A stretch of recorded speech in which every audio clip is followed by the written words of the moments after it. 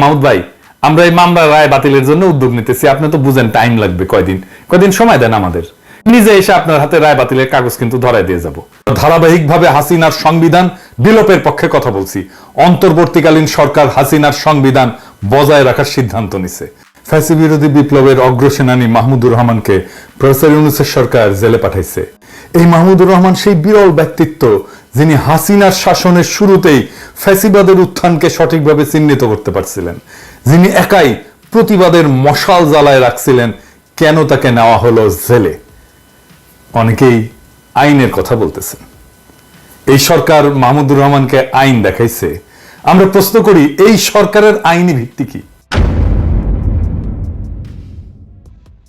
আমরা ধারাবাহিকভাবে হাসিনার সংবিধান বিলোপের পক্ষে কথা বলছি। অন্তর্বর্তীকালীন সরকার হাসিনার সংবিধান বজায় রাখার সিদ্ধান্ত নিছে, যা এখনো দেশের সর্বোচ্চ আইন। এখন এই সংবিধানে এই ধরনের অন্তর্বর্তী সরকার গঠনের কোনো বিধান আছে কি? নাই। সুতরাং কঠোর আইনি অর্থে ইউনূসের সরকার সংবিধানের অধীনে অবৈধ। এর চেয়েও খারাপ, এই সরকার এমন একটা সরকারকে অপসারণ করে বসানো হয়েছে যা এই সংবিধান অনুসারে গঠিত হয়েছিল। অতএব এই অন্তর্বর্তীকালীন সরকার শুধু অবৈধ না, বরং এই সরকার গঠনে জড়িত প্রত্যেক ব্যক্তি এবং যারা এই সরকারের অংশ হয়েছে তারা সবাই দেশদ্রোহিতার অপরাধ করছে। ঠিক কিনা? আইনে তো তাই বলে। আইনি যদি দেখান তাহলে এইটাও আইন। আপনি আপনার ক্ষেত্রে দেশের সর্বোচ্চ আইন প্রয়োগ করেন নাই, মাহমুদুর রহমানের ক্ষেত্রে কেন আইন প্রয়োগ করতেছেন? এইটার যুক্তি কি? আপনি হয়তো বলবেন যে এই সরকার সফল বিপ্লবের পর জনমানুষের ইচ্ছার ভিত্তিতে বসানো হয়েছে। ঠিক কি? তাইলে মাহমুদুর রহমানকে যে কারাগারে পাঠাইছেন, এটা কি জনমানুষের ইচ্ছা অনুযায়ী? এই মাহমুদুর রহমান হইতেছেন বিপ্লবের প্রকৃত নায়ক।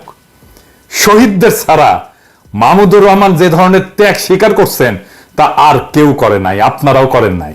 উনি জেলে পড়ছেন বছরের পর বছর। উনার পত্রিকা বন্ধ করে দেওয়া হয়েছে, উনাকে আদালতের বারান্দায় রক্তাক্ত করা হয়েছে, উনাকে দেশ ছাড়তে বাধ্য করা হয়েছে। উনি দেশে ফিরছিলেন কেন? দেশে ফিরছিলেন মৃত্যু পথযাত্রী উনার মাকে দেখার জন্য, আর কোনো কারণ ছিল না। তাইলে আপনার ক্ষেত্রে জনমানুষের ইচ্ছা প্রযোজ্য, মাহমুদুর রহমানের ক্ষেত্রে ইচ্ছা প্রযোজ্য হবে না কেন? এই মামলার কোনো ভিত্তি আছে?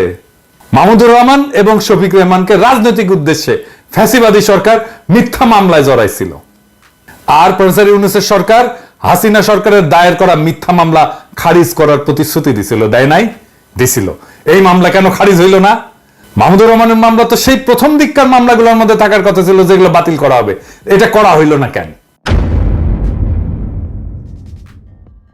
এরা ছাড়াও মাহমুদুর রহমান শফিক রেহমানকে শেখ হাসিনার এই কুপুত্র, ওই যে কুত্তে নিয়ে বসে থাকে জয়, এর হত্যার ষড়যন্ত্রের অভিযোগে যে মামলায় অভিযুক্ত করা হয়েছে, যেই মামলায় বাংলাদেশের আদালতের কোনো এখতিয়ারই নাই, এই মামলা করার কোনো এখতিয়ার নাই।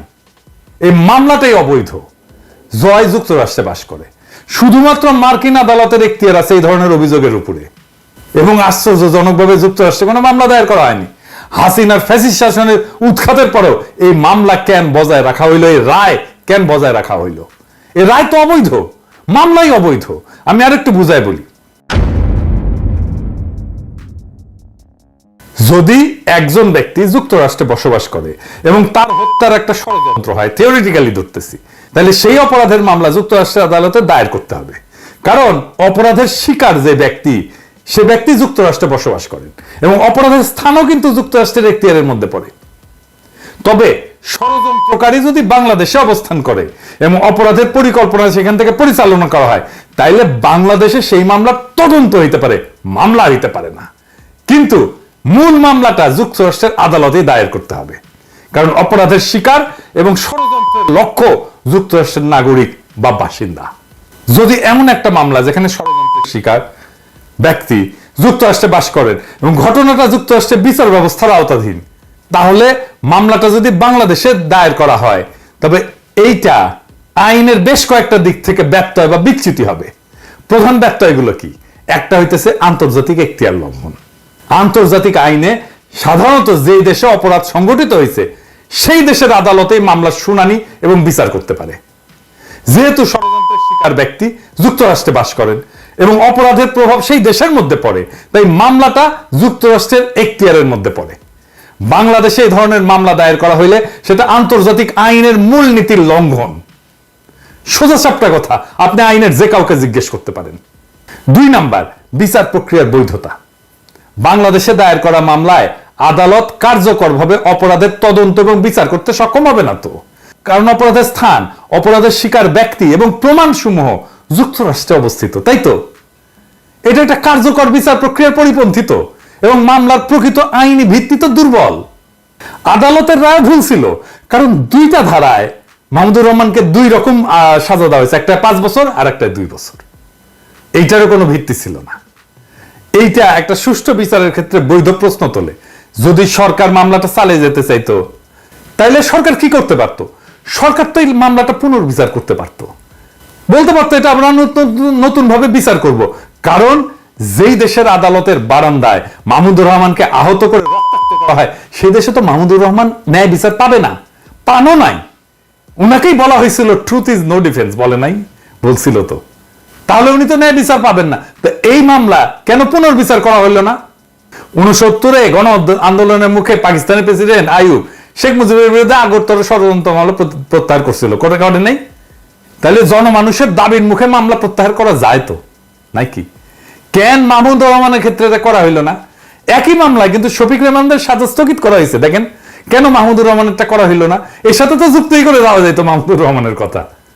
তার মানে বিপ্লবের যারা সৈনিক, তারা এই সরকারের হাতে, প্রফেসর ইউনূসের সরকারের হাতে নিগৃহীত হইতেছে।